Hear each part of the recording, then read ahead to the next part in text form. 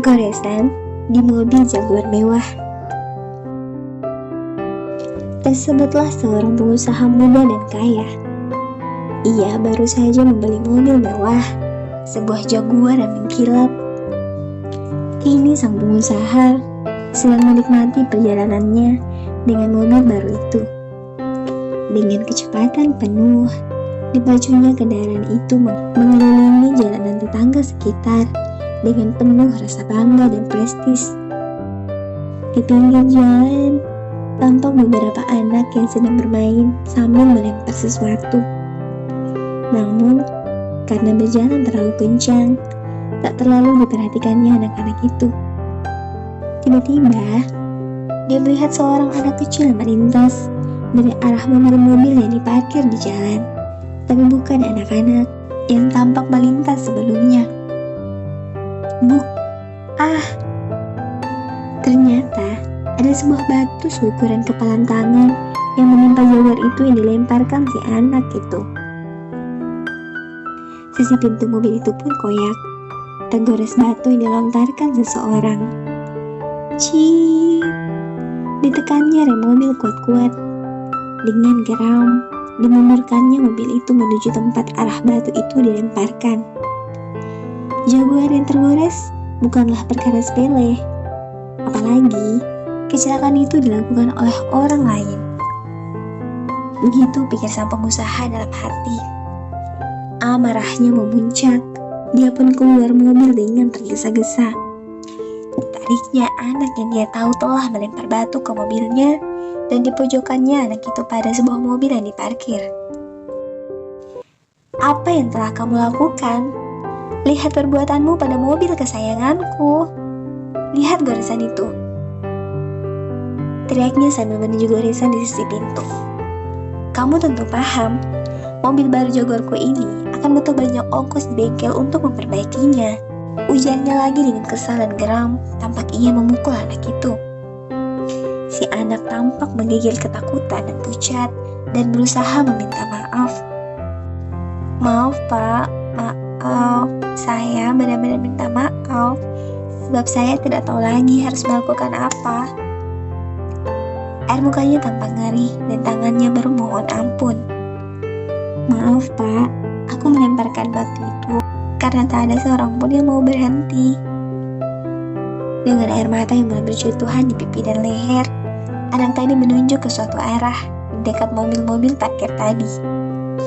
Itu di sana ada kakakku yang lumpuh. Dia tergelincir dan terjatuh dari kursi roda. Saya tak kuat mengangkatnya. Dia terlalu berat, tapi tak seorang pun yang mau menolongku. Badannya tak mampu kupapah, dan sekarang dia sedang kesakitan. Kini ia mulai terisak.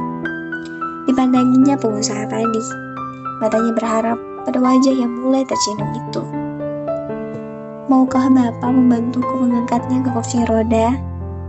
Tolonglah, kakakku terluka, tapi saya tak sanggup mengangkatnya. Tak mampu berkata-kata lagi, pengusaha muda itu terdiam. Amarahnya mulai sedikit reda setelah dia melihat seorang lelaki yang tergeletak yang sedang mengarang kesakitan. Kerongkongannya tercekak. Ia hanya mampu menelan ludah. Segera dia berjalan menuju lelaki tersebut. Diangkatnya si cacat itu menuju kursi rodanya.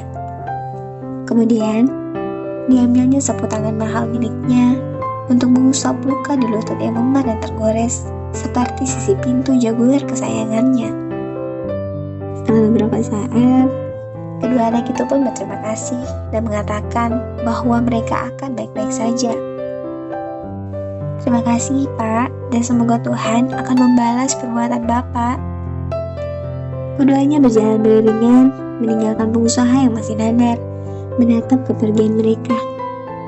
Matanya terus mengikuti langkah sang anak yang mendorong kursi roda itu melintasi sisi jalan menuju rumah mereka.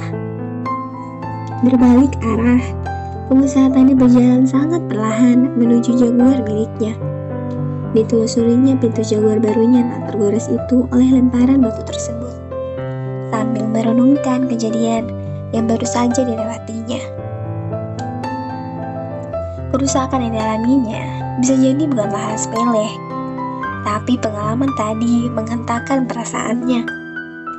Akhirnya ia memilih untuk tak menghapus garisan itu. Ia memilih untuk membiarkan goresan itu agar tetap mengingatkannya pada hikmah ini. Ia menginginkan agar pesan itu tetap nyata terlihat. Janganlah melaju dalam hidupmu terlalu cepat, karena seseorang akan melemparkan batu untuk menarik perhatianmu. Sahabat, sama halnya dengan kendaraan, hidup kita akan selalu berputar dan dipacu untuk tetap berjalan. Di setiap sisinya, hidup itu juga akan melintasi berbagai macam hal dan kenyataan. Namun, adakah kita memacu hidup kita dengan cepat sehingga tak pernah ada masa buat kita untuk menjelaskannya, untuk melihat sekitar? Tuhan akan selalu berbisik dalam jiwa dan berkata lewat kalbu kita.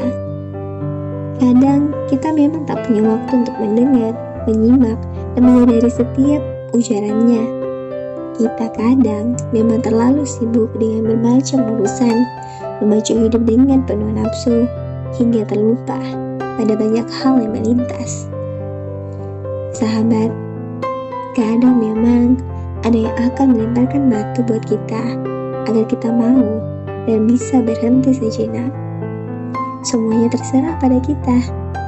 Mendengar bisikan-bisikan kata-katanya, atau menunggu ada yang melemparkan batu-batu itu buat kita, agar kita tersadar dan berhenti sejenak.